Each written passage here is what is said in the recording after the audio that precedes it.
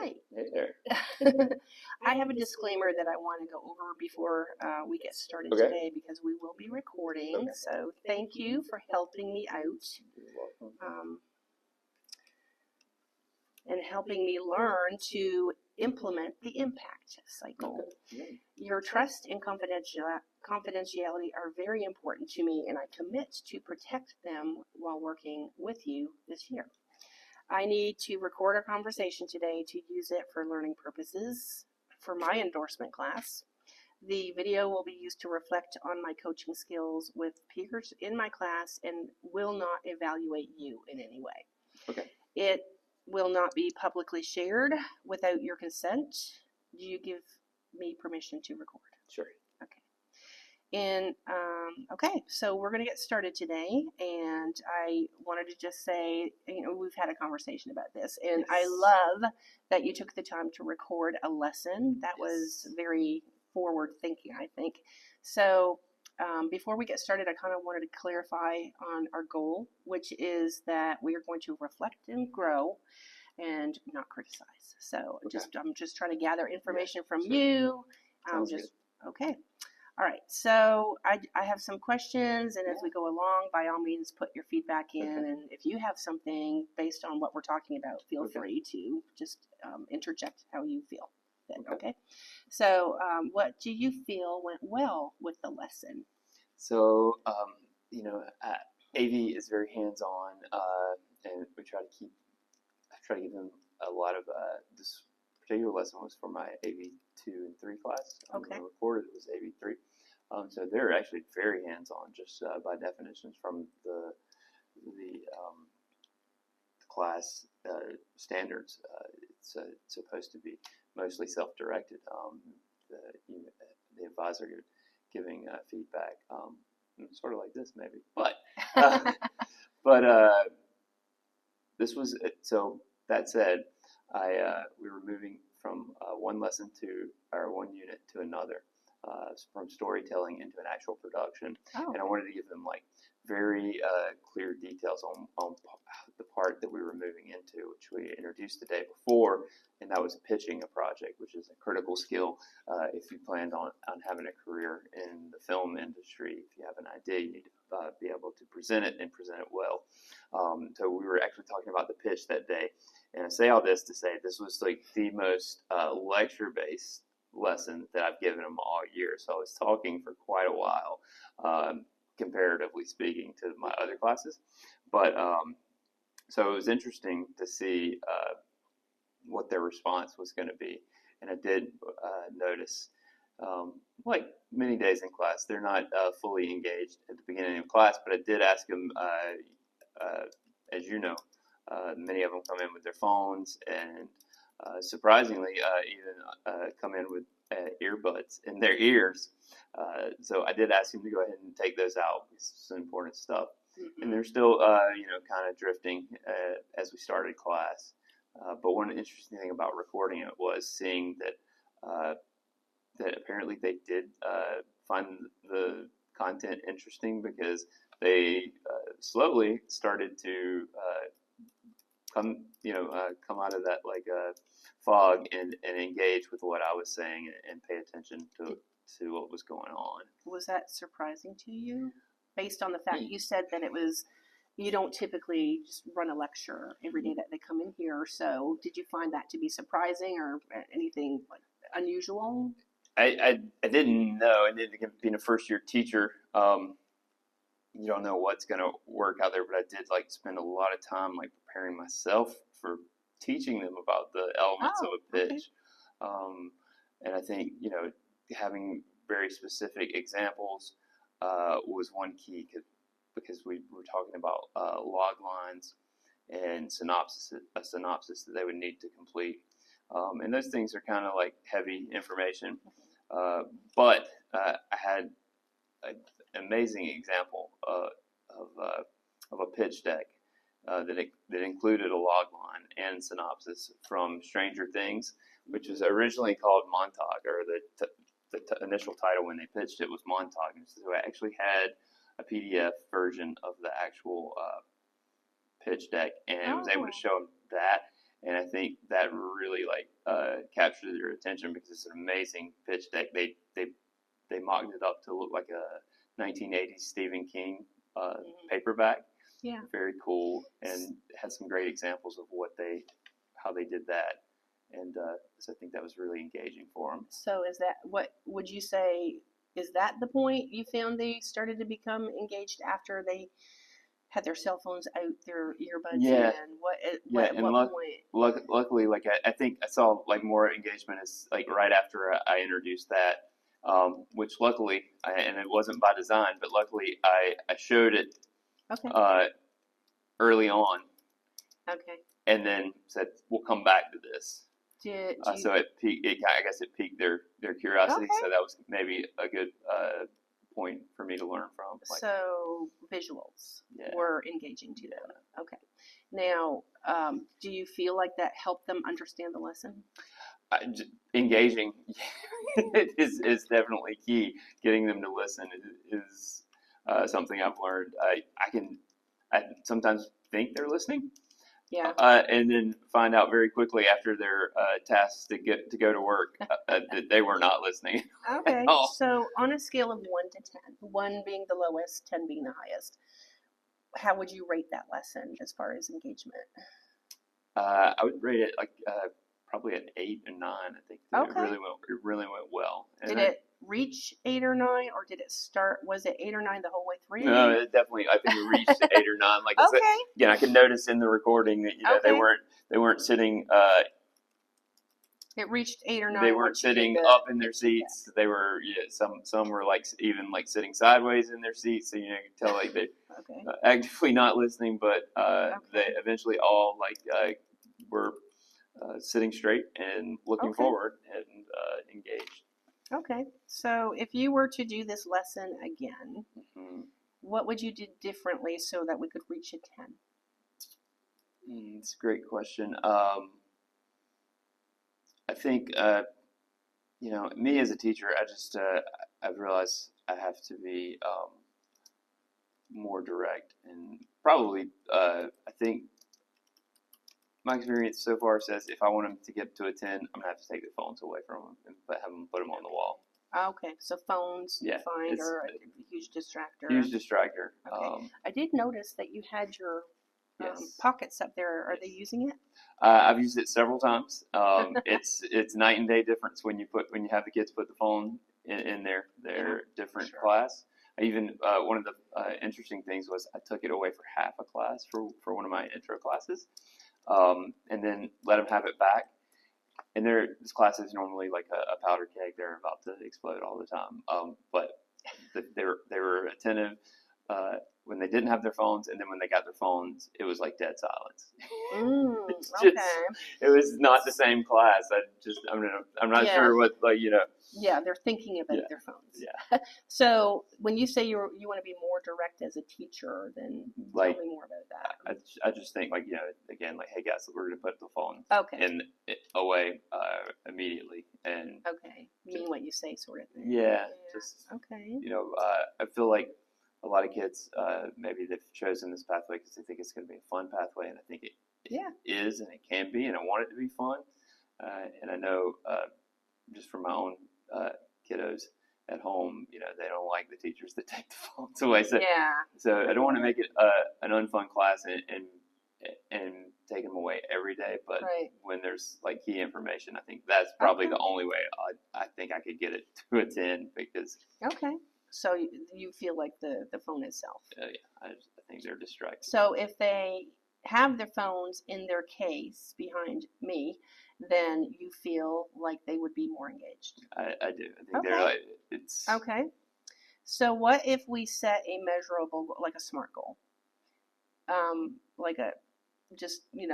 It's specific, measurable, achievable, and relevant in the classroom. So if we set a goal, really with student engagement in mind, because if you feel like that's the distractor, then to me that's easy. But if we were to talk about a goal to get student engagement more, then is that something you would consider as maybe the classroom piece of that? It's like two different things, but if you're noticing, is it more classroom management and, holding, and like you said, being, as a teacher, what was that phrase that you said? As a teacher, you need to, I lost it already. I think maybe we said be just directly. Yeah, be more direct. Okay. And direct in the sense, like, Okay. we're doing it this way, we're putting Okay. phones up. But again, Okay, so CTA also, like, we have those goals built in. Like, we want to keep our enrollment up. Yep, And sure do. again, I feel like we need to have some fun in the class. And Yeah, again, absolutely. I think it definitely can set a bad mood to take their phones away every day. Okay, that's a good balance as long as it works, right? Yeah. To keep the engagement. So what would the goal be here then? Like, if you know that, okay, I'm going to let them have their phones today, how are you going to measure that to make sure they stay engaged?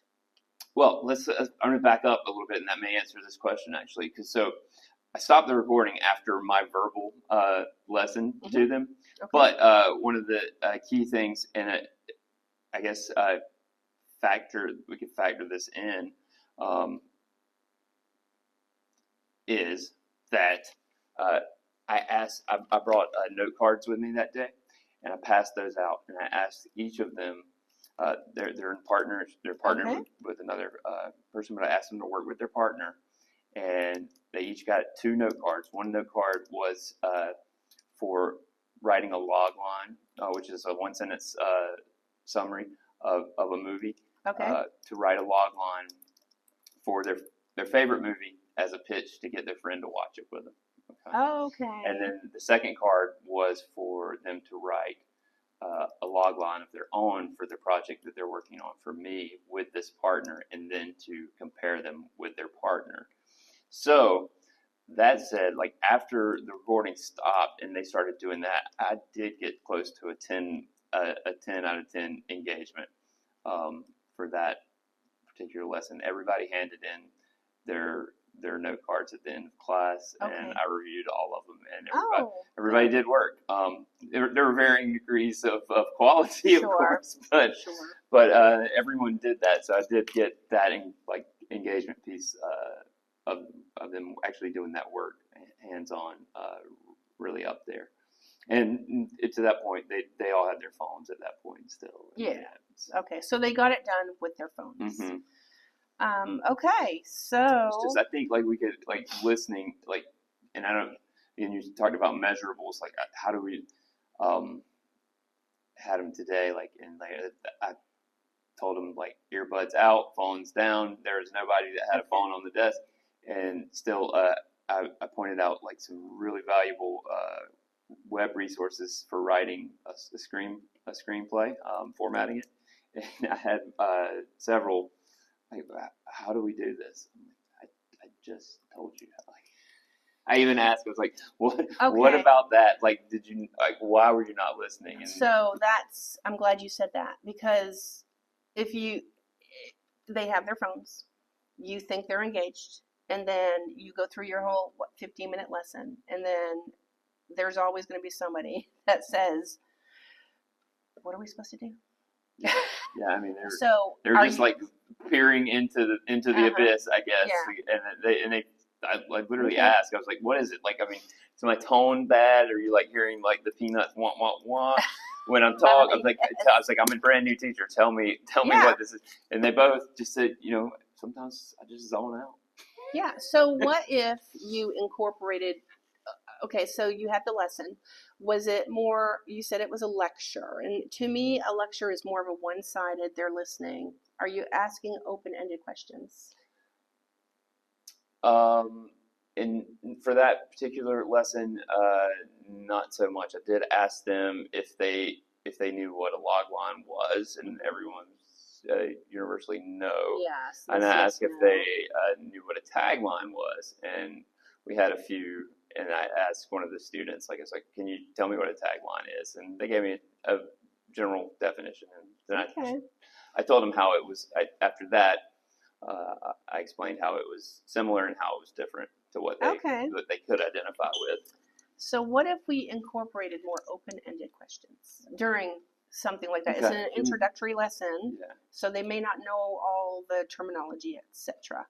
But if you if you do a comparison to maybe a movie that they like, and or ask them open-ended questions, do you think that engagement, where they're not zoning out or they're looking at their phones? Like if you gave an example, or like if, say we used that Montauk or Stranger Things, and asked them like, what do you guys like about this? Is that the kind of question? That's a great open-ended, because it gives them value in the lesson where they can speak up.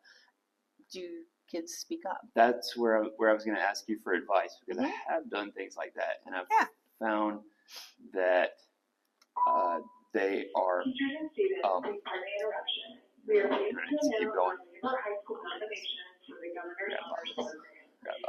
Okay, hold on. I can't pause it. It'll be just a minute. Yeah, we still have like 10 minutes. This is going to be a long list. Dexter Cole. Maybe we can keep going over there.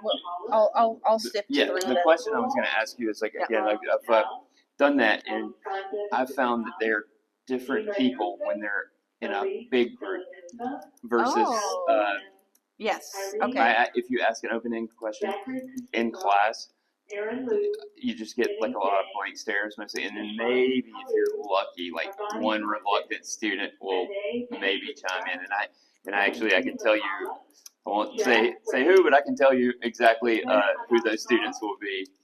And there's only probably one in each class that's willing to speak up. Okay. So I think there's a lot of apprehension about speaking in front of the group. However, I have noticed as soon as you get them into a smaller group or on their own, they're far more willing to talk and engage if you ask similar questions. Because they're typically grouping with people they know. Yes. Okay. More comfortable. So I've found that a challenge and difficult to like engage them as a whole class, which you really need to do to distribute some of this information to get them out working on their own. I mean, that's a little behind the scenes.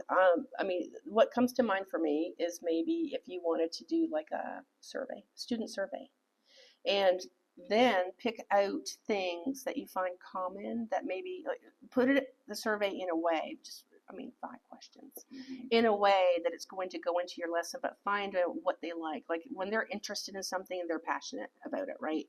And so when you get people talking about something that they're passionate about, then I think they'll all get a little bit more comfortable. I mean, just kind of have to gauge the student, of course, but I would say maybe student survey, because that'll help you too to see how they're engaged as well, how engaged they are in whatever you're talking about. So find a common ground maybe, and then just kind of gauge it from there. Or the other thing, I know you want to say something. Do you want to say something? I'm finding that really difficult at the classroom level, because I've got to know a lot of them. Like one-on-one? Yeah, that's what I was about to say. They're what they like and who they are.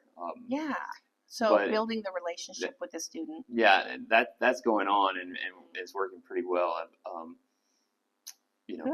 But that's important. Just transferring it to like a group level. And I'm also finding that they're not all in this class for the same reason. There's like a wide range of reasons they're here. Sure.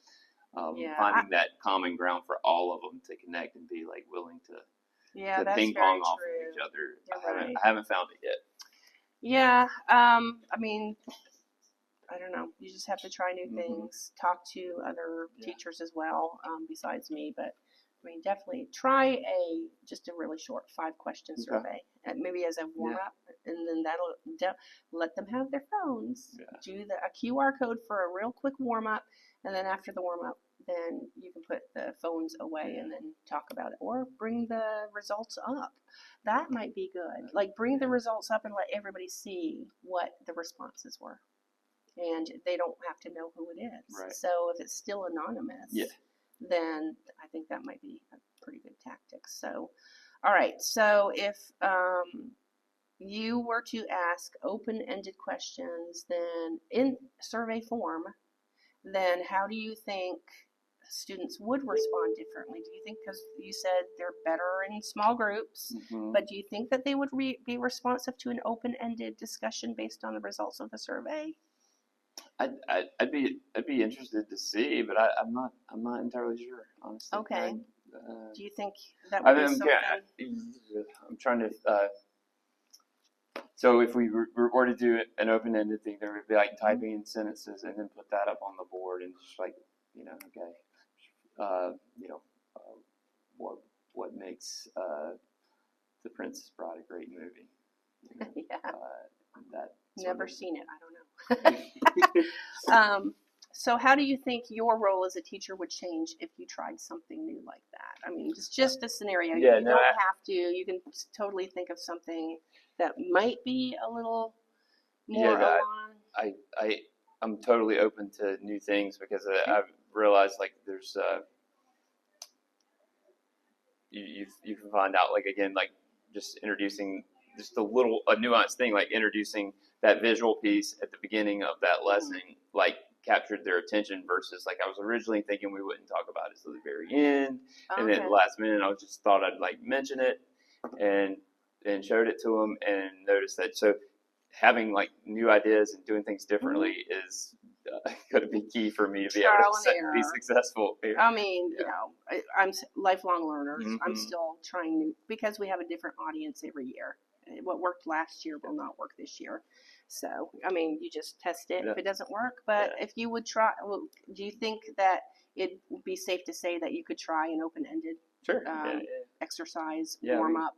We try something like that. Like, I may have some questions for you. Like, okay. What you think, but, let me know how that goes. So we'll wrap things up here. So based on this conversation today, we're just looking for better ways to get the kids more engaged. Trying to get it up to that 10, right? Okay, so we're going to concentrate on something simple. Maybe do the open-ended questions exercise. We'll just try it, and if that doesn't work, or even if you think you've found something better, by all means, you're welcome to let me know if there's something else that you think might be better than the open-ended.